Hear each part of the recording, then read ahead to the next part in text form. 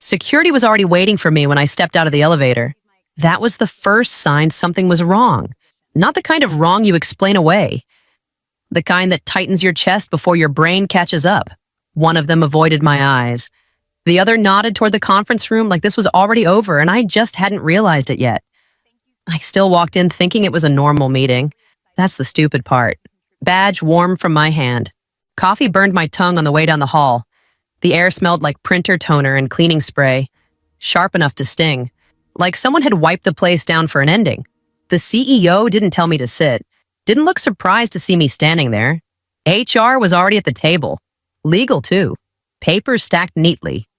A pen placed just right. He spoke without lifting his head. One hiring mistake from the past? That was how he framed my entire career. Then the word worthless landed. Clean. Practiced, like he'd tested it beforehand. Get out. Don't come back. No yelling, no scene.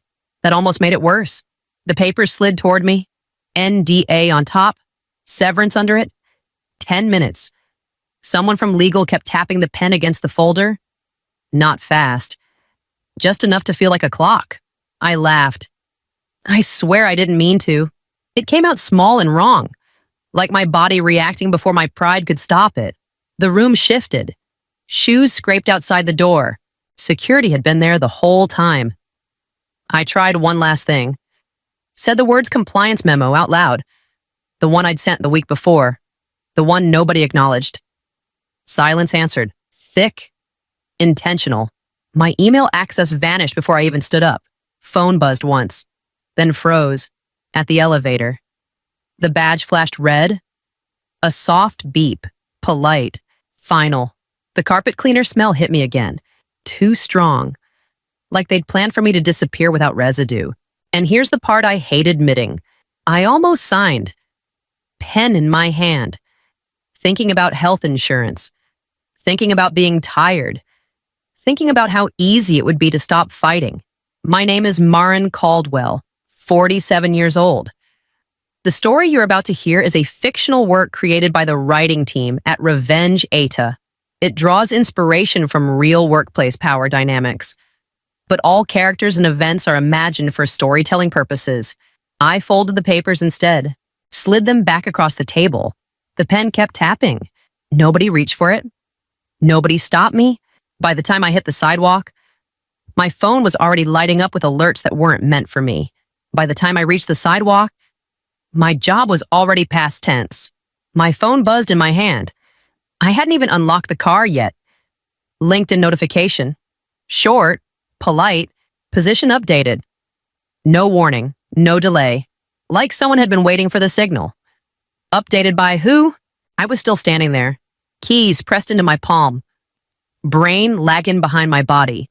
Another buzz. Email this time. Not addressed to me, I knew that right away. The tone was wrong. Too casual. Too careless. Make sure she can't access the old folders. No greeting. No signature. Just that. Old folders. That phrase sat heavier than it should have. Compliance.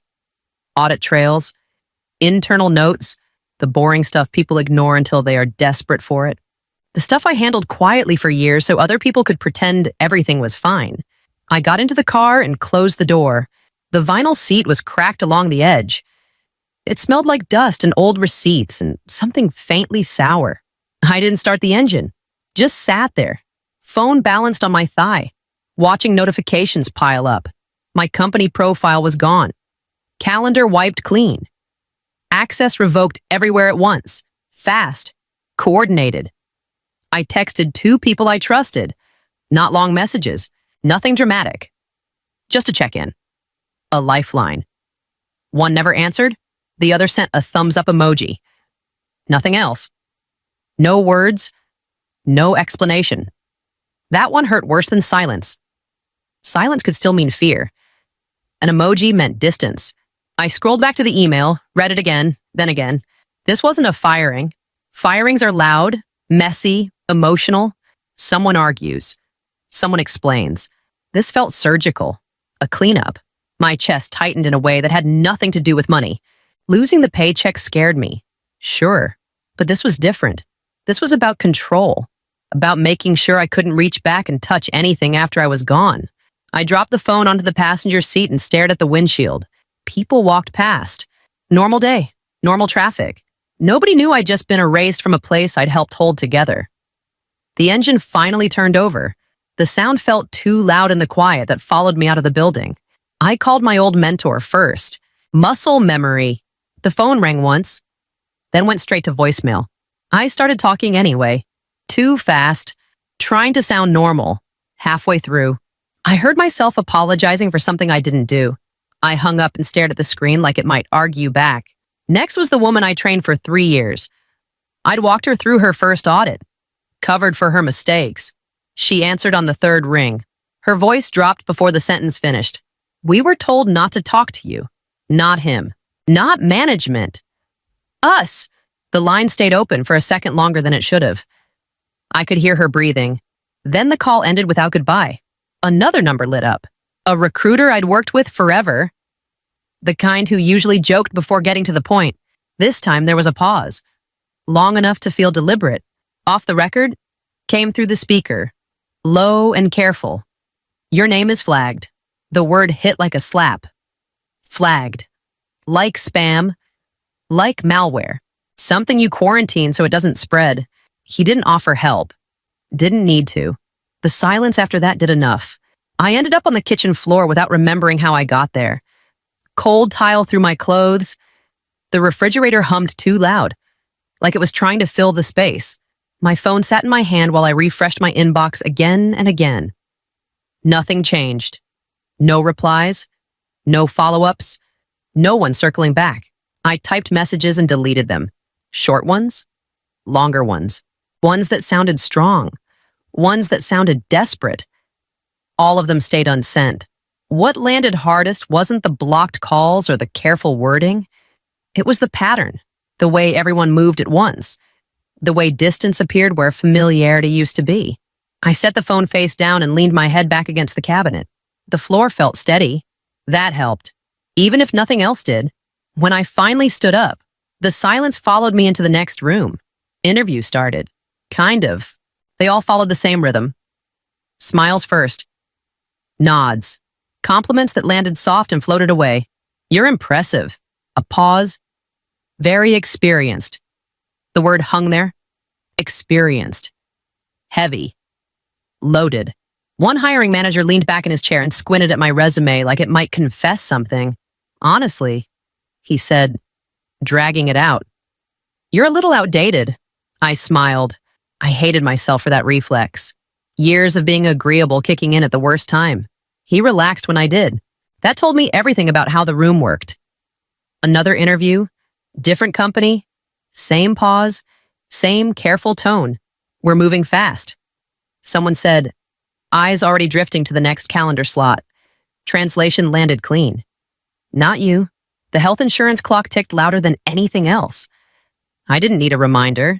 The dates were burned into my head. I pulled out my phone between calls and searched for continuation coverage. Scrolled through the numbers written out in full, each one worse than the last. I laughed once. Short. Sharp. Put the phone face down like it might bite me. That night, I did something stupid. I opened the NDA again. Read the clauses slowly. The parts about silence, about penalties, about how long they expected me to disappear. My thumb hovered over the signature line, like it remembered what it felt like to hold the pen. A voice crept in while I read. Familiar. Confident. You're difficult. You don't fit anymore. You should have seen this coming. It sounded like the CEO. That scared me more than the interviews. I closed the document and stared at the screen until it dimmed. My reflection looked tired, smaller, like someone waiting to be told what came next. The next morning, an email came in from a firm I barely remembered applying to. No pleasantries, no fluff, just a request to review a broken process and tell them what I saw. I replied yes before I could talk myself out of it. The doubt didn't leave. It just stepped back, watching, waiting to see if I'd prove it right. The email was short. No logos, no enthusiasm. Just a time and a file attached. The firm didn't ask where I'd been or why I left my last job. They didn't mention the gap. They didn't ask for references. That alone felt suspicious, in a good way. The file opened slow, old system, clunky. I scanned the first page and felt my stomach drop. It was mine. Same framework, same workarounds, same ugly little shortcuts I'd built when deadlines mattered more than credit. I scrolled faster, hoping I was wrong. I wasn't. Even the naming conventions were familiar. Lazy, practical, mine. I looked up during the call and asked who designed it. A pause. Shrugging voices through the speaker. Someone said it was inherited. Some team years ago. No names. No ownership. Like it had appeared on its own. I pointed out the failure points without sugarcoating. Spoke fast. Too fast. Old habits. The room stayed quiet while I talked. Nobody interrupted. Nobody corrected me. One of the partners leaned back. Chair creaked. He didn't sound impressed. He sounded confused. Why didn't your company ever promote you? The sentence landed wrong. Not curious. Accusatory. Like he was trying to solve a problem that didn't make sense. I didn't have a clean answer. I gave the honest one. Talked about timing. Politics. Being useful instead of visible. The words felt thin even as I said them. The call ended without feedback. No promises. No praise. Just a request to send a written summary by the end of the day. I stepped outside afterward. Cold air cut through my jacket. It smelled like rain and metal and something sharp. My hands shook when I unlocked the car. For months. Every doubt had felt personal. Like I was failing some invisible test. Sitting there, gripping the steering wheel. It shifted. Just a little. The problem wasn't that I didn't know what I was doing. The problem was that I did. I kept my head down. That part came easy. I fixed what landed on my desk and ignored everything else. No posts, no announcements, no correcting anyone when they repeated the story they'd already decided was true. People sent broken things my way like they always had. Systems that stalled, reports that didn't reconcile, processes everyone tiptoed around because touching them meant accountability. I worked through them one by one. Quiet, useful, invisible again. But on my terms this time, late one night. The office was almost empty. A shared screen was still lit in a conference room I passed on the way out. Someone had forgotten to log out. I slowed down without meaning to. An email sat open. If this audit fails, the board will panic. No greeting, no signature. The tone was tight, controlled, afraid. I recognized the phrasing, the structure, the shorthand. It came from the same company I'd left. My old company. And worse than that, it referenced the same internal system I'd built years ago. The same shortcuts. The same blind spots I'd flagged and been told to stop worrying about. I closed the laptop without reading further and sat in the empty room. The air smelled like burnt coffee and warm electronics. My hands rested flat on the table. Steady. This was the moment people romanticize later. The one where you step in. Warn them. Save everyone. Become the reasonable adult in the room. I pictured the CEO's face, calm, certain, calling me a mistake without standing up. I didn't move. Days passed. Then more. The messages kept coming from my new team. Fix this. Check that. Each solved problem sharpened the contrast. Here, they listened. Here, nobody told me to disappear. Another forwarded message landed in my inbox by accident. Shorter this time. More urgent. Meeting scheduled. Lawyers mentioned. I archived it. The work continued. Quiet. Precise. And somewhere underneath it, something shifted. Not anger. Not revenge. Just clarity about who I was willing to save and who I wasn't. The first mention showed up in a trade newsletter I only skimmed out of habit. One paragraph, buried, regulatory delay, internal review, no names attached, nothing dramatic. 2 days later, my phone rang while I was reviewing a workflow map. The number wasn't saved, but I recognized the area code right away. I answered without thinking. Her voice came fast and low. The way people talk when they're already in trouble and trying to outrun it. They're scrambling. She said, I didn't need clarification. I hadn't heard from her since the day I was escorted out. She used to manage calendars and smooth over messes before anyone important noticed them. If she was calling me, things were already loud inside. She stopped herself mid-breath, like she'd said too much. Then the line went dead. I stared at the phone for a second longer than necessary and set it face down. My chest didn't tighten. That was new. No spike of panic. No urge to explain myself to anyone who wasn't listening. That afternoon, the building security desk called upstairs. The guard sounded polite in that careful way people use when they don't know where they stand. "Ma'am," he said, then paused. "Someone is here asking for you." I waited. "He says he knows you." I told him I'd be down in a minute. In the elevator, my reflection looked steady. Tired, but steady. My hands didn't shake. I noticed that and almost smiled. 3 years earlier, and I couldn't walk past that man without adjusting my tone, my posture, my words. The lobby door slid open.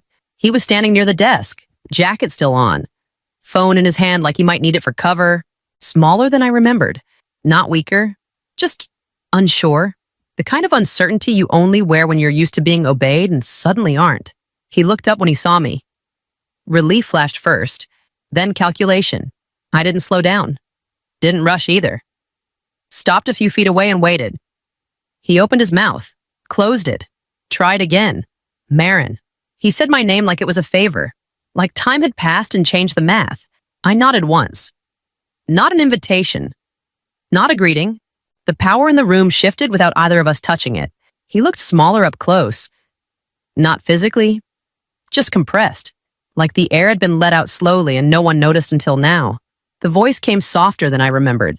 Careful, measured, the kind you use when you're stepping onto ice you didn't know was thin. "We made a mistake."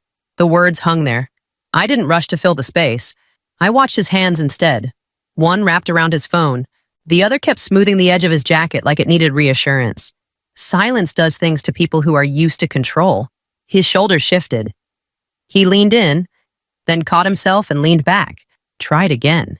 He talked. Regulators first, then deadlines, then pressure from the board, each sentence shorter than the last, like he was testing which version might land. Nothing landed. The cologne reached me when he stepped closer. Too strong. Same brand, same mistake. I remembered thinking once that it filled rooms before he did. He paused, swallowed, changed tactics. "We need you, not the company, not the team. You." I kept my hands still at my sides. Didn't nod. Didn't shake my head. I let the word need sit where he'd put it. Heavy. Exposed. A security guard cleared his throat behind the desk, a subtle reminder of where we were and who was watching. The CEO glanced back, annoyed, then returned his focus to me. The calculation came back into his eyes. Quick and practiced, he started again. Slower, mentioned timelines, consequences, how fast things could get ugly if the wrong people started asking the right questions. I stepped half a pace to the side. Just enough to change the angle between us. Just enough to break the alignment he was trying to rebuild. He stopped talking. For the first time since I'd known him, he waited for permission to continue. I didn't give it. The lobby felt different then. Not louder, not tense, just rearranged.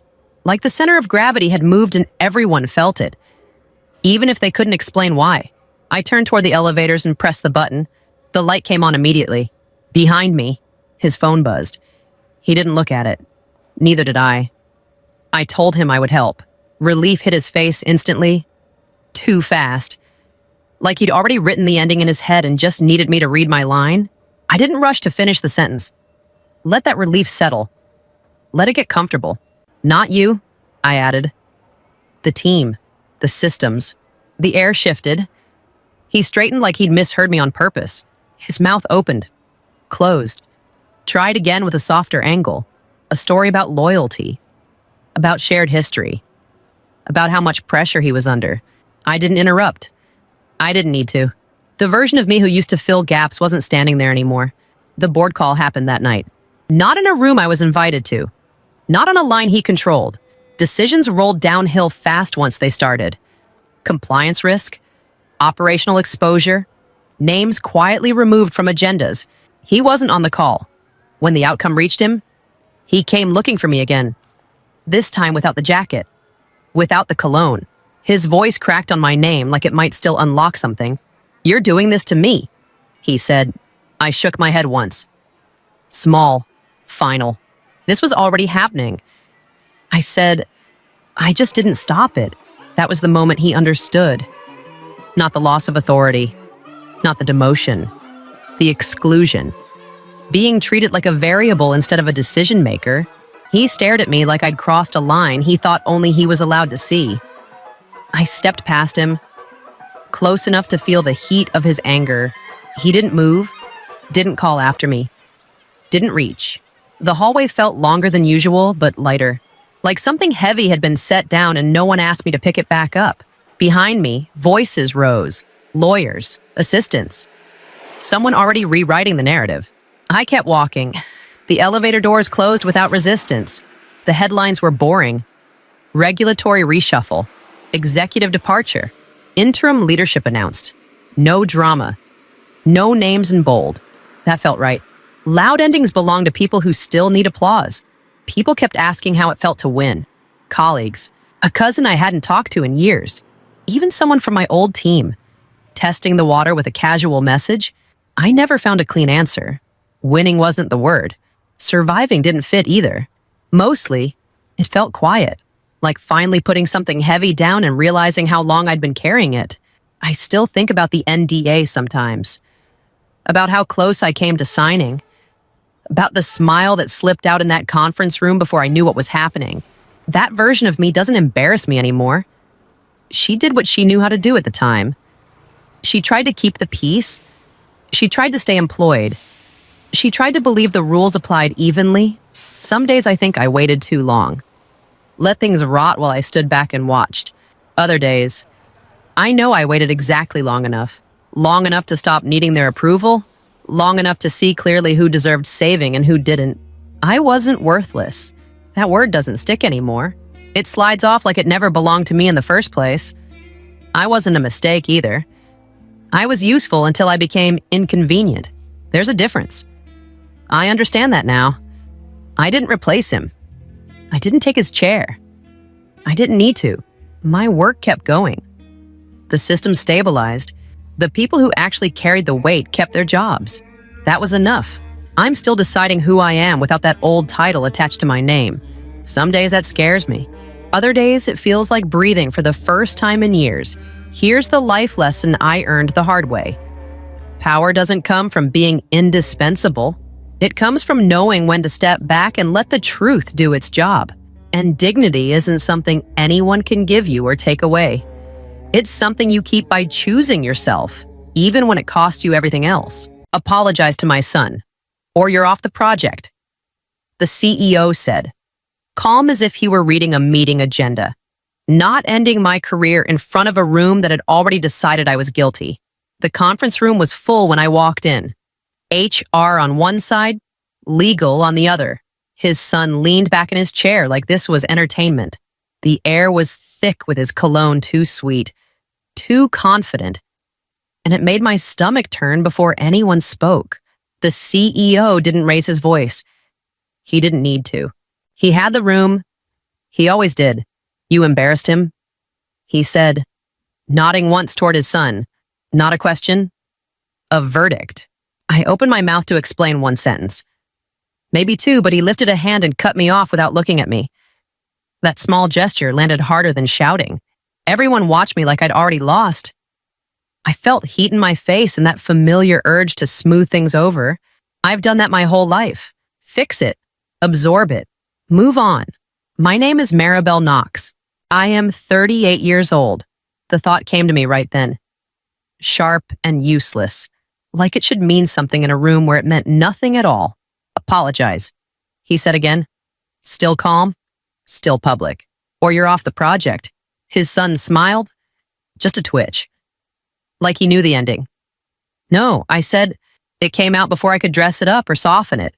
Not loud, not brave. Just there. Silence hit the room and stayed. Even HR looked up from their notes. The CEO finally turned his head and looked straight at me. For a second, I wondered if I'd imagined the word leaving my mouth. I swear. If I'd blinked first, I would have apologized. The story you're reading is a work created by the writing team at Revenge AITA, inspired by real workplace dynamics but told as a fictional account. The CEO's expression didn't change, but something shifted. Control slipped a fraction. I felt it, like a loose floorboard underfoot. He expected fear. He got resistance.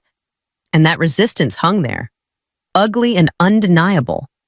As I stood in a room that had already chosen sides and realized I'd just made a mistake that couldn't be walked back, he didn't fire me. That was the first surprise. The CEO leaned back in his chair like he'd won something already. "You're emotional," he said, tapping the table once. "This project doesn't need that energy right now." I stayed quiet, not because I agreed, because I was waiting. "We're going to sideline you for a bit," he continued. "Let cooler heads handle continuity." His eyes flicked to HR, then to legal, like this had been rehearsed. Temporary. His son didn't look at me. He didn't have to. He had the room again. HR slid a folder across the table. "For continuity," she said. Voice neutral, like she was asking for a badge lanyard. "We'll need your admin access transferred today." I felt it in my chest before my brain caught up. That small tightening, the one that usually means fight or run. "Okay," I said. Everyone paused. HR blinked.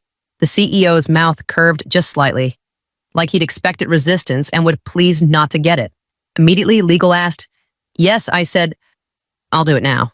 I didn't explain anything. I didn't warn them. I didn't say the system they were so proud of was being held together by a layer they'd never bothered to learn about.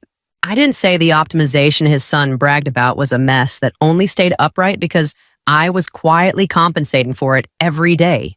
Why would I followed the process perfectly. That's what hurt them. At my desk, HR hovered while I logged in. I could feel their eyes on my hands. The badge scanner let out a sharp beep when I tapped it, louder than usual, like it wanted attention. I transferred access, step by step, clean, legal, documented. "You're being very cooperative." HR said. "I know," I replied. Behind us, I heard the CEO laugh softly. "See," he said, "this is how professionals handle conflict." I finished, logged out, and stood up. My access was gone. Every safety net tied to my credentials went with it. As I handed the badge back, a thought crossed my mind. Uninvited and steady, what breaks first when the only person compensating steps aside? I didn't look back at the conference room. I walked toward the elevators while legal whispered urgently into a phone, and the CEO's son started talking too fast, already planning changes. The doors slid shut before anyone noticed I was gone. No one stopped me as I packed. That was the second surprise. A couple of engineers pretended to be very busy. One glanced up, then looked away fast, like eye contact might get him in trouble. Someone cleared their throat behind me and didn't say my name. I slid my notebook into my bag, then my charger. Last thing was the laptop. It felt heavier than usual, like it knew something I wasn't saying out loud. "Are you taking that?" A voice asked. It was the project manager. Not angry, just careful. "Not with me," I said. I walked back to the executive floor. The CEO's door was open.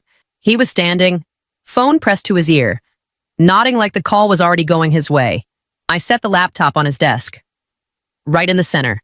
I wrote the note slow, so my hand wouldn't shake. Open it. And look. I didn't encrypt anything, didn't wipe a single file. I just logged in once, long enough to do one thing, then logged out of my personal admin account. Clean exit.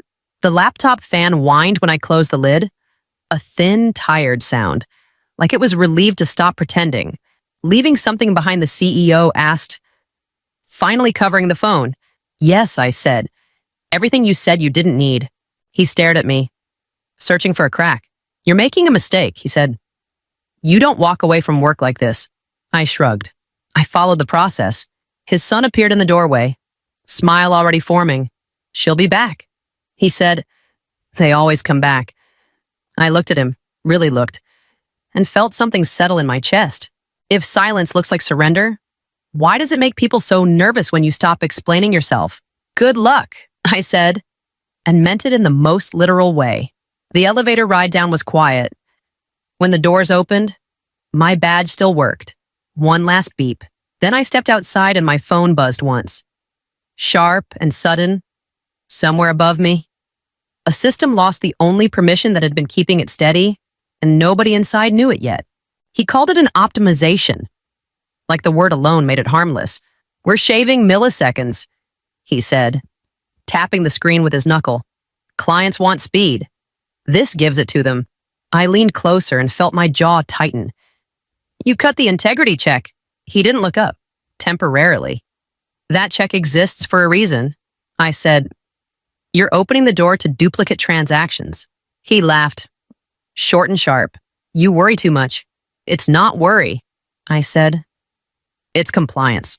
He finally turned to me then. Smile thin. "You engineers love hiding behind rules. This is business."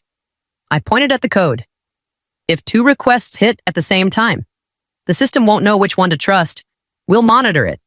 He said, "Relax. I can't sign off on this."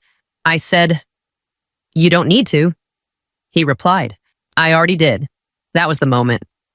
Not loud, not dramatic, just the quiet click of him stepping past me. I stayed late that night. I didn't tell anyone. I built a layer under his changes that absorbed the collision before it could surface. It rerouted duplicates, logged everything, masked the violation just enough to keep the system alive. It only worked if my admin key was active. I knew that when I wrote it. At 2 a.m, the coffee on my desk burned down to nothing and the smell stuck to my clothes. I documented every patch, every override, every approval with his name on it. Clean notes, timestamps, no opinions. He stopped by once, saw the graphs holding steady. "See," he said, "problem solved." "For now," I said. He smirked. "That's your job." I told myself I'd remove the layer once he learned. He never did. If faster means ignoring the line that keeps money from duplicating itself, when does it stop being optimization and start being a crime the next morning? He pushed another change without telling me. The system held, barely, my inbox filled with alerts only I could see. Each one a warning I swallowed. By the end of the week, I realized the truth: the platform wasn't stable. It was leaning on me.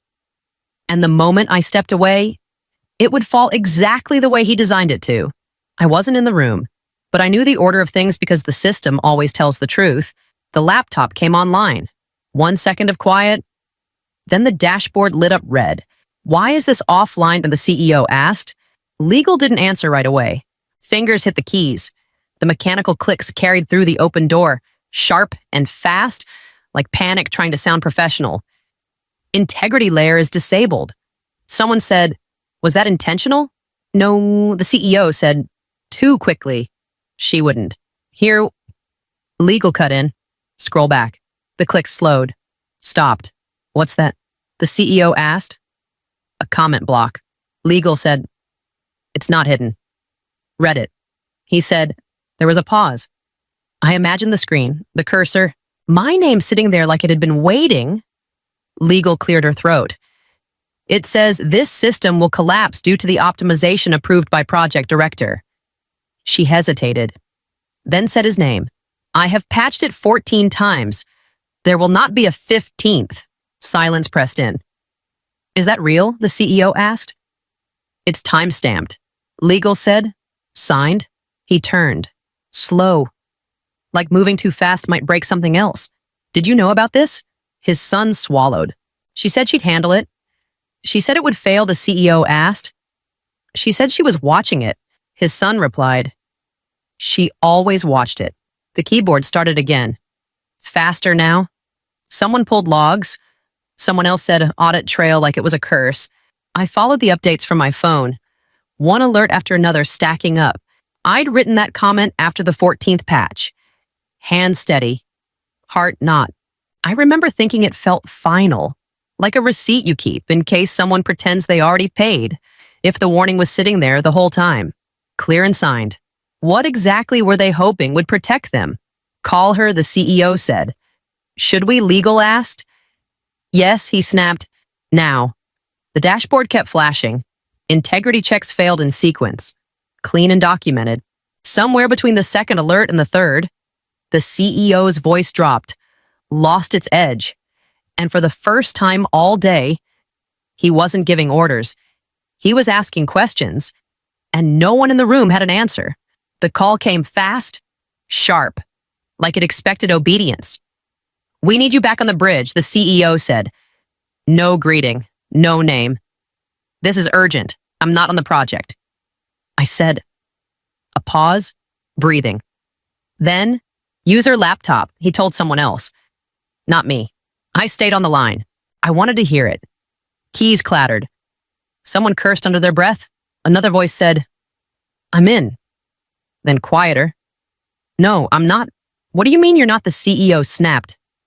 "It's locked," it said. "Admin prompt won't elevate." "Override it. I can't." "Legal," the CEO said. "Access is tied to a personal identity." Legal replied. "Not transferable. Use the backup." There isn't one. The room went loud all at once. Chairs scraping, papers, the son's voice rising. "This is ridiculous. Just reset it. You can't reset what you don't own." Legal said. "Don't lecture me," he shot back. "Fix it." The air conditioning cut off mid-argument. The sudden quiet made every word land harder. "Who designed it this way?" the CEO asked. No one answered. "What do you mean?" "No one," he said. "There's always another admin." "There isn't," IT said. "There was one." My phone vibrated with alerts. Clean and merciless. Integrity checks failing in sequence. Each one documented, each one patient. "What does power do when it hits a locked door?" "Call her," the son said. "She'll unlock it." "I already tried," the CEO said. His voice had changed. Thinner. "She's not answering." "Then wait," the son said. "She'll cave." "She hasn't," Legal said. "And the logs are rolling." The CEO raised his voice for the first time. Not to command. To push. It didn't work. The system didn't flinch. Another alert landed. Then another. I watched longer than I should have. Watching this felt wrong. I didn't look away. "Contain it," the CEO said. "Softer now? Buy us time. We're out of time." Legal replied. The line went dead. My phone kept buzzing. Each vibration a new failure stepping forward, asking to be acknowledged, and not waiting for permission. I didn't raise my voice when I warned him. That's the part people always get wrong. We were standing over his screen. Same setup as always. Same cologne. Same lazy smirk like the system owed him loyalty. I pointed line by line. Slow. So he couldn't pretend he missed anything. This part assumes the transaction resolves once. I said, "If it hits twice, the balance won't reconcile." He cut me off with a laugh.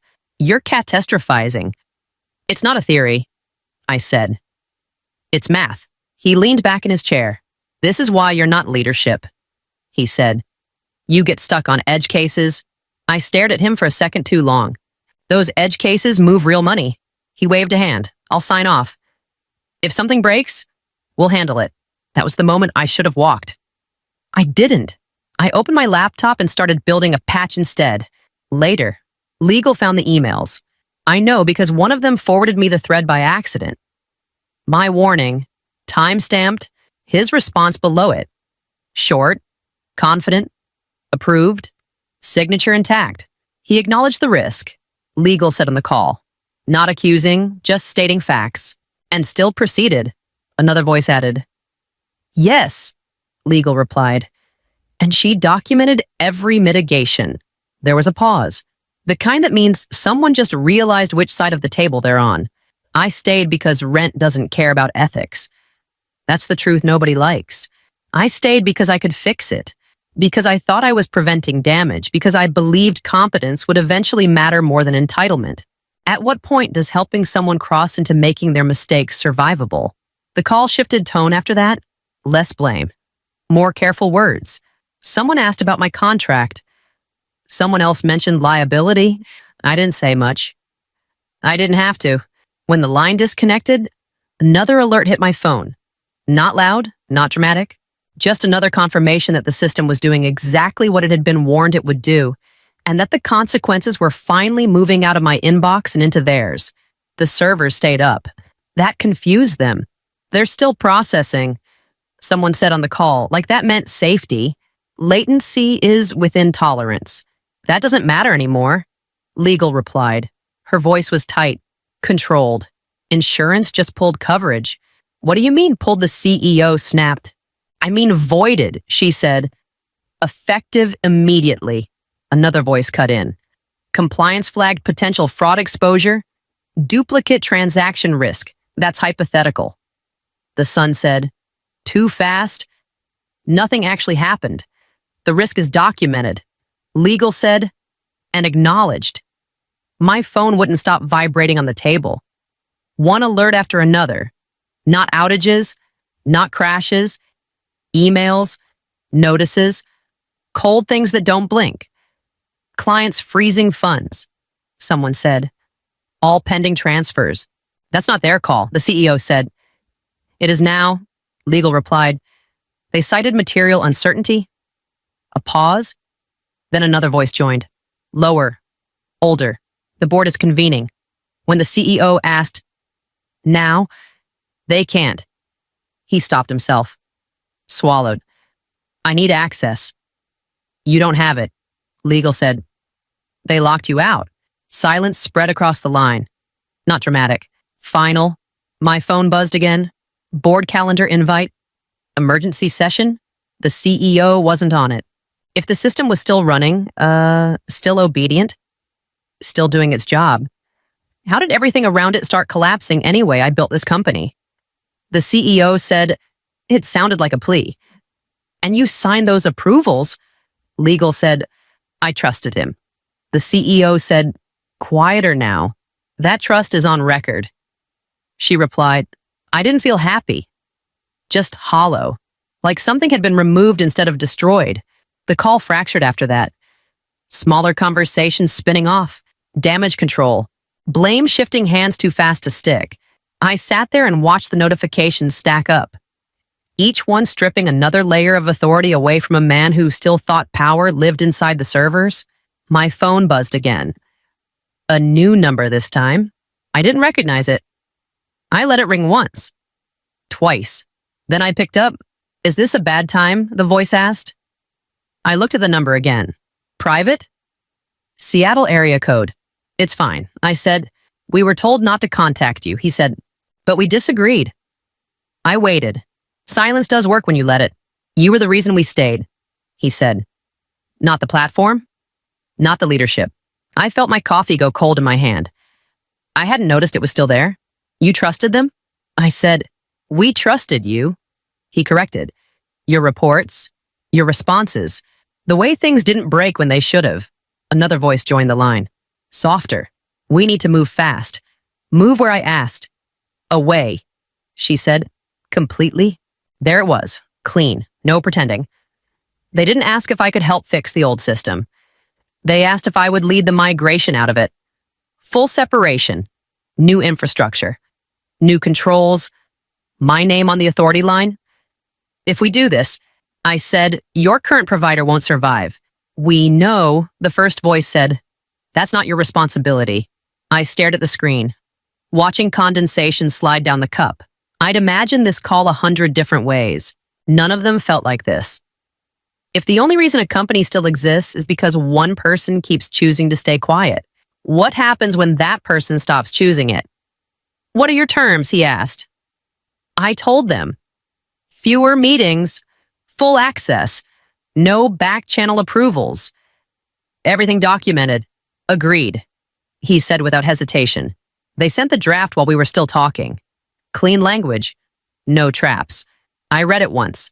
Then again, my phone buzzed with another message from the CEO. I didn't open it. If you're asking whether I feel good about this, I said, I don't. We're not asking that, she replied. We're asking if you'll lead. I closed my laptop. Yes, I said, I will. The line went quiet for a second. Then relief, not celebration. Relief. I hung up and finally set the coffee down. It tasted awful now. I didn't bother reheating it. I opened a new document and typed the first line of a migration plan, knowing exactly who would feel it first and that this time, I wouldn't be there to soften the impact. The CEO called 3 times that morning.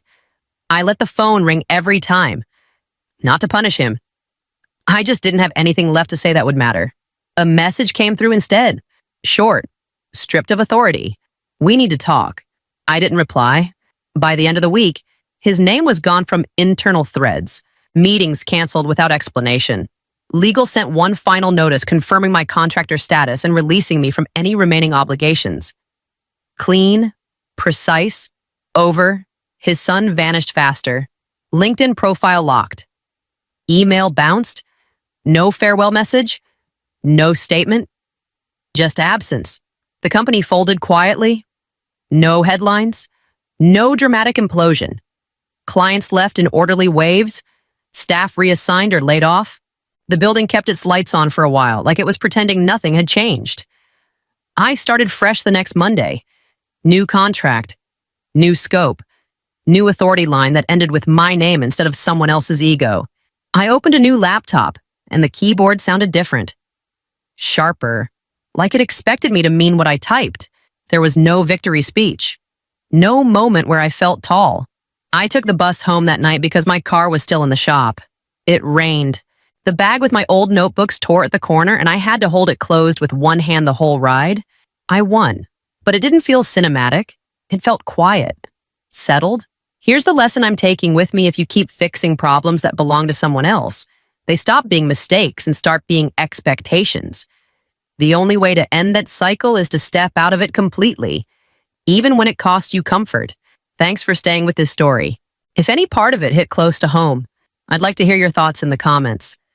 And if you want more stories about boundaries, work, and choosing yourself when it's uncomfortable, you know where to find me. The praise hadn't even finished echoing around the table when the trap snapped shut. The CEO's voice was still warm, still polished, still carrying that tone she used when she wanted the room to remember who held the leash. She was talking about compliance, about discipline, about how rare it was to find someone who understood federal standards without needing their hand held. Heads nodded. A few people smiled in my direction. The kind of smile that comes right before a promotion announcement. Then the temperature changed. Her chair slid back just enough to make the sound everyone hears when something official is about to happen. A thin folder appeared on the table. Not tossed, placed, careful, deliberate. This won't take long, she said. Already standing. We're conducting an unscheduled internal security verification. The words landed heavier than they should have. Legal glanced down. The board stopped shifting. Someone near the window closed their laptop without being asked. She continued. Calm as ever. Regulators. Irregular access out of an abundance of caution. Her hand lifted and turned toward me. Palm open. Please hand over your laptop. A few seconds passed. Not dramatic. Just long enough for everyone to look at me and wait for a reaction. My name is Marin Caldwell. I am 48 years old. The thought came to me the same way a safety check does when something starts going wrong. Automatic. Grounding. I noticed my heartbeat before I noticed my hands moving. I slid the laptop across the table. No argument. No hesitation. That seemed to surprise her more than anything else. She pulled it toward herself. Already talking about protocol, about transparency, about cooperation. The confidence was still there when she flipped it over. It drained out of her face as soon as she read the sticker. Property of the U.S. government classified. The room didn't react all at once. It fractured. Someone inhaled sharply. Another person pushed their chair back too fast. The CEO stared at the words like they might rearrange themselves if she waited long enough. The door opened before she could recover. Two men stepped inside. No rush. No raised voices. Jackets plain. Badges visible just long enough to register. They didn't look at me first. Which one of you authorized the seizure? No one answered. I stayed seated. Hands folded. The laptop sat between us like a line that couldn't be crossed back over. This story is a work of fiction created by the writing team at Revenge AITA. The CEO finally spoke, but the control was gone. Her voice landed flat, stripped of the authority it had carried minutes earlier. The men listened. Took notes. One of them glanced at the sticker again, then back at her, and as the weight of what she had just invited into her own boardroom began to settle, One thought cut through everything else in my head. Sharp and unavoidable, why would a CEO invite federal scrutiny into her own boardroom? No one told me to stand. No one told me to leave. But for the first time since the meeting began, the balance in the room had shifted. And everyone knew it. The email went out before I reached the elevator. I didn't see it directly. I felt it. Phones lighting up. Chairs shifting. The quiet hum that follows a message no one wants to be associated with. Legal stood first. Not toward me away. A quick nod to security. Already positioned near the door like this had been rehearsed. No one touched my arm, but the space around me tightened. The way it does when people don't want to be seen standing too close. Standard procedure, someone muttered, not looking at me. I stepped into the hallway with my bag still on my shoulder and nothing in my hands. No laptop, no paperwork, no explanation. By the time we reached the lobby, the board had it. The wording was careful. Potential compliance breach identified. Proactive containment measures enacted. My name wasn't highlighted, but it didn't need to be. In a room full of executives, silence works faster than accusation. I caught a glimpse of the CEO through the glass wall of the conference room. She was already on another call, posture relaxed. One hand resting on the table like she'd just finished something unpleasant but necessary.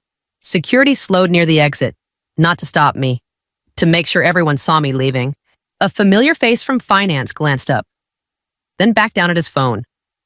Another turned her body slightly. Like proximity itself carried risk, I didn't blame them. The story had already chosen its shape. Outside, one of the agents stepped closer. Voice low, professional. You're not being detained. Not cleared either. The words hung there. Balanced just enough to keep me steady and off balance at the same time. That's when it clicked. This wasn't about protecting systems or following protocol. This was about timing. About getting their version out first, locking it into records, making anything that came after sound offensive. If the accusation arrived before the facts, who would bother waiting for the rest? My phone vibrated again. Another internal message. Then another. The narrative was already moving without me.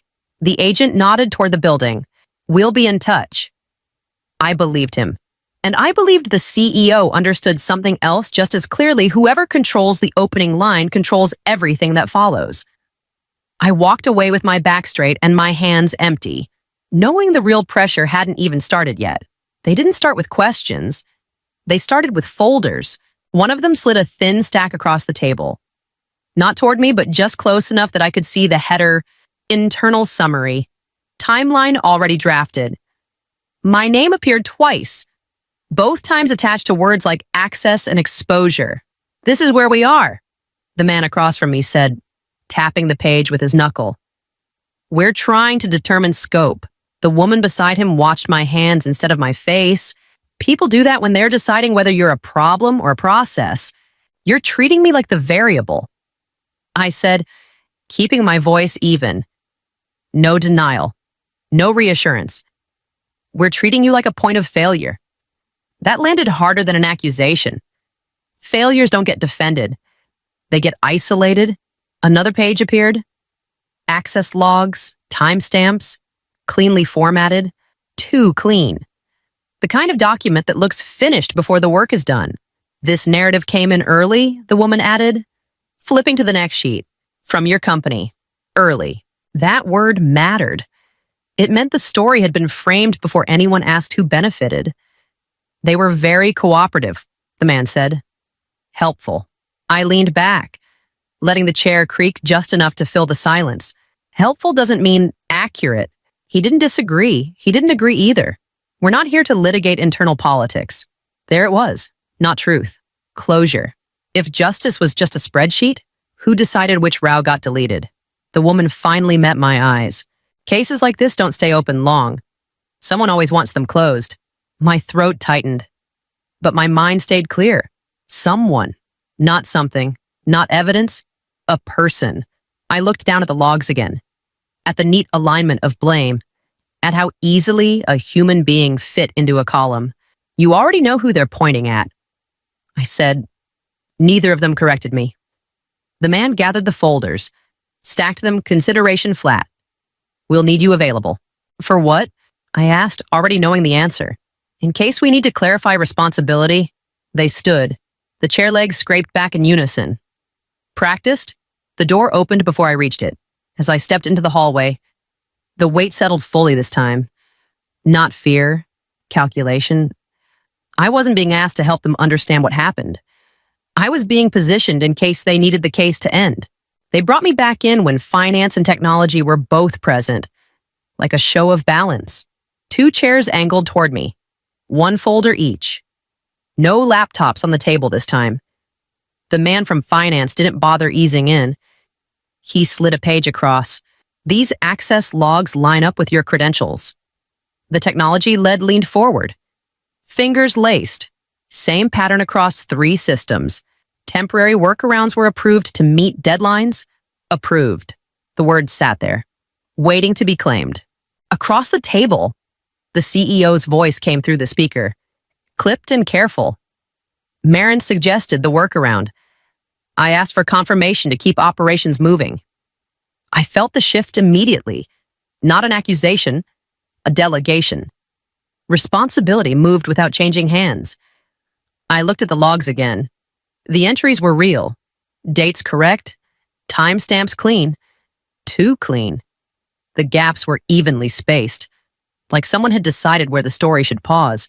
You filtered these, I said, keeping my eyes on the page. No one argued. The technology lead exhaled through his nose, a habit he'd never managed to break under pressure. They reflect relevant activity. Relevant to what? I asked, finally looking up. To the inquiry. That was the tell. Not accuracy, relevance. My mind slid backward without warning, not to panic, but to process. Years earlier, during a rushed federal audit no one remembered fondly, I'd added redundancy no one asked for, a parallel audit trail, mirrored and dull, buried under legacy storage rules. Fully compliant, painfully boring. The kind of thing people forgot because it never made headlines. The CEO's voice tightened slightly. Is there something you'd like to add if justice was being assembled from selected facts? What if the evidence everyone feared wasn't on the laptop at all? I closed the folder and pushed it back across the table. These logs show activity. They don't show sequence. The technology lead frowned. The finance chair shifted. There's a secondary trail, I continued. Redundant, archived. It captures the same actions without editorial filtering. Silence, not confusion. Calculation. The speaker clicked. The CEO didn't respond right away. I can show you where it lives. I said, if you're actually interested in how the system behaved. The man from finance stood, already reaching for his phone. The technology lead followed him out without looking back. The line went dead. I stayed seated, pulse steady now, knowing the pressure had just moved somewhere else and it wasn't finished moving yet. They brought coffee. That was how I knew it was going to be a long night. The cups landed near the folders. Untouched, one of the agents rubbed his eyes, then pushed a fresh page across the table. Same logs, same framing, more confidence this time, like repetition might turn assumption into fact. You understand why this looks bad, he said, leaning back. It looks incomplete, I replied, tapping the margin where the timestamps broke pattern, which is different. The woman across from him tilted her head. You're saying the logs are wrong? I'm saying they're curated. That earned a pause. Not disbelief, interest. Pressure crept in sideways. Subtle. A mention of timelines? A reminder that open cases attract attention. That attention demands resolution. I stopped listening to the tone and started listening to the process. They weren't hunting a villain. They were hunting closure. I leaned forward. Can I ask how you verified integrity? The man hesitated. Standard review. Against which baseline? Another pause, longer this time. I reached into my bag and pulled out a folded diagram, edges worn. When we aligned to NIST and CMMC, we mirrored activity across a secondary archive. Legacy format? Low priority? Nobody checks it because it's boring. The woman's pen froze mid-note. You're saying there's another trail. I'm saying there's a complete one. The room shifted. Chairs angled closer. The coffee finally got touched. What would you hide if you knew no one ever checked the backups? I kept my voice flat. It logs sequence, not just access, no filtering, no optimization. The man glanced at the clock. Where? On a system scheduled for decommission. Still compliant. Still live. Silence stretched. Thick now with possibility. If it matches, he said slowly, this changes scope. It changes responsibility. I corrected. They stood together this time. No choreography, no practiced unity, just urgency. As they reached the door, the woman looked back once. We'll need you close. I nodded, already feeling the pressure migrate again. The night wasn't about proving innocence anymore. It was about what the system was about to remember and who it would remember it for. The confirmation came quietly. Not an announcement, not an apology, just a change in posture. The agent who had been pacing stopped mid-step and looked at the screen again. The other leaned closer, shoulder nearly touching mine now, like the distance between us had finally collapsed. This wasn't pulled from the device. He muttered, more to himself than anyone else. I didn't smile. I didn't nod. I watched the realization take shape. They had followed the trail I pointed to. The old archive. The forgotten storage layer that still hummed along because no one bothered to shut it down. The system that never asked permission to remember. So the laptop, the woman said slowly, was synchronized. It always was. She looked up. And taking it didn't stop anything. No, I said. It just made someone feel safer. The room tightened. Phones came out. Messages were typed and erased before being sent. One of them stepped aside. Voice low, tense, choosing words carefully. She focused on the wrong asset. I felt the shift then. Not relief. Leverage. What if the thing everyone fought over was just a decoy? The man at the screen swore under his breath. There's more here than we were told. Of course there is, I said. No one builds shortcuts without hiding the long way around. The woman straightened. This system was marked inactive. Abandoned, I corrected. Not erased. Another pause. Longer. He tapped the table once. Sharp. If someone tried to clean this up, they'd leave fingerprints. I finished. A door opened down the hall. Voices bled through, clipped, urgent. Someone was moving faster now. The woman turned to me, eyes steady. If this archive exists, someone knew about it. Yes, and didn't tell us. Yes. She closed her notebook without writing anything else. Then we're done here for the moment. As they stepped out, I stayed seated, pulse finally catching up to the night. The laptop hadn't protected me. It had distracted them. And somewhere upstairs, someone was realizing that the system they thought they controlled had already spoken. The call didn't come to me. It came through the glass. Raised voices. A door closing too hard. Someone saying my name like it was already part of a sentence they regretted starting. I was still in the room when the technology lead rushed past. Phone pressed to his ear. Face tight. He didn't look at me. That told me everything. Moments later, the CEO's voice cut through the hallway. Sharp and controlled in the way it only got when she thought speed could outrun consequence. I don't care how long it takes. Pull the logs. All of them. Anything older than the last compliance cycle. A pause. Short. Dangerous. No, not flagged. Everything. She hung up before anyone could argue. The agents exchanged a look. Not surprise, confirmation. She's moving. One of them said, already typing. She thinks she is. I replied. The woman stopped beside me. If she deletes, she can't? I said, not what matters. They didn't ask how I knew. They were past that. Another message came in. Quiet, efficient. The kind that doesn't announce itself. The mirrored data had finished indexing. Timestamps intact, commands preserved. The order to purge logged twice. Once where it was issued and once where it shouldn't have existed at all. How far would you go to erase a mistake that could not be undone? The man closest to the door exhaled slowly. That just turned negligence into obstruction.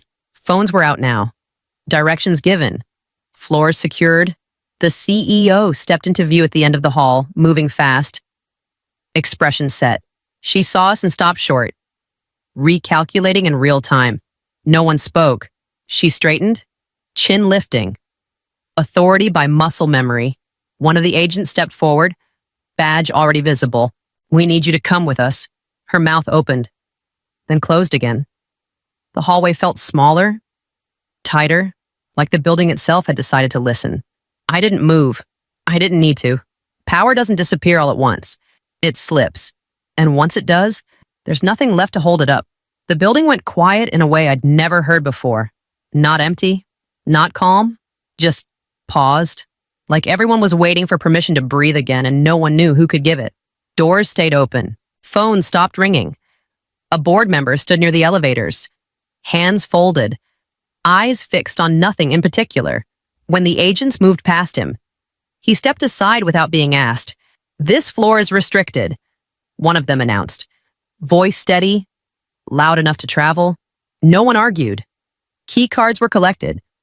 Access screens blinked and went dark. A technician froze mid-step when his terminal locked him out, hands still hovering like he might be able to convince it otherwise. The CEO was escorted out through the side corridor. No speech. No protest. She didn't look at me as she passed, which felt deliberate. Some people can't face the last person who saw the truth arrive before they did. A man from legal cleared his throat, then stopped himself. Another board member lowered into a chair. Slowly, like gravity had just remembered him. One of the agents approached me. "You're cleared." The words were clean, final, no qualifiers. I nodded, not trusting my voice yet. What does it mean to survive when everything around you collapses quietly? The agent handed me a single sheet.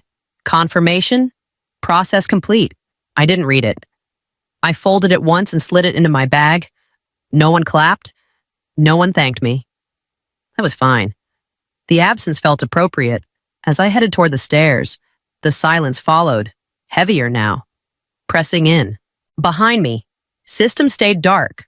Conversation stalled. And a company waited to find out who it was without the person who had been holding it together. I didn't look back.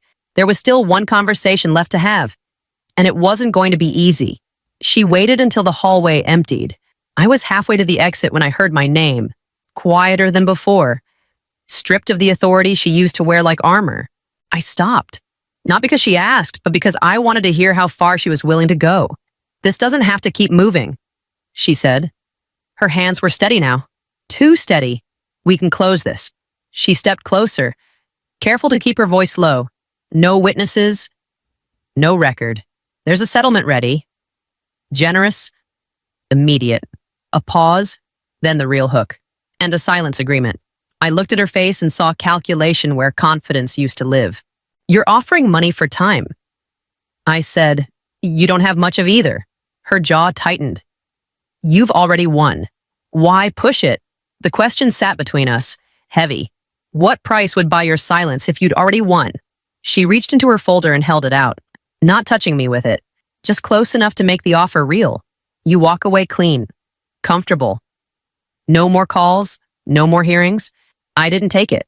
In my systems, I said, keeping my voice flat, and there's no delete button for the truth. For the first time, she flinched. "This isn't about truth." She snapped, the mask cracking. "It's about survival." I met her eyes. "Then you should have chosen better when it mattered." She pulled the folder back like it burned. The hallway felt smaller again. The air tighter. As if the building itself was listening. "You think this ends with me," she said. "I know it doesn't," I replied. I turned before she could say anything else. Behind me, I heard the folder hit the wall. The sound, sharp and final. My phone buzzed as I reached the door. A message from one of the agents. "We need you again, not for what happened, for what comes next." I stepped outside without looking back. Knowing the pressure hadn't lifted, it had just changed direction. The last call came 2 days later. A familiar voice. Careful again. The company wanted to make things right. Consulting role. Advisory board seat. A clean title and quiet money. They framed it as respect. I listened without interrupting. When he finished, I told him no. There was a pause on the line. The kind that expects negotiation. I didn't give it one. I ended the call before the pitch could restart. I left Arlington that evening with a single bag and no plan to return. Not to that building. Not to that version of myself. The offers kept coming for a while, all dressed up as opportunities, all tied to the same system that had almost buried me when it was convenient. I declined each one. The quiet that followed wasn't empty. It was stable. I slept through the night for the first time in months. I stopped checking my phone every time it buzzed. I didn't feel brave or victorious. I felt clear. A week later, an agent called once more. Not with questions, with confirmation. The case had moved forward without me. It didn't need my presence anymore. That was the moment I understood what I was keeping. The lesson came without ceremony. Loyalty that only flows in one direction is not loyalty. It is leverage waiting to be used against you. If your value disappears the moment you stop being useful, then it was never recognized in the first place. Protecting yourself is not betrayal. It is responsibility. I'm still working. On my terms now. I choose what I touch and what I walk away from. I trust my instincts faster than I trust titles. If you stayed with me through this, why, thank you. I know stories like this hit close to home for a lot of people. If you've been in a room where the air changed and no one warned you, you're not alone. Share your thoughts if you want. I read them. And if you want to keep hearing stories like this, follow along. Sometimes the most important thing we take with us is knowing when to leave.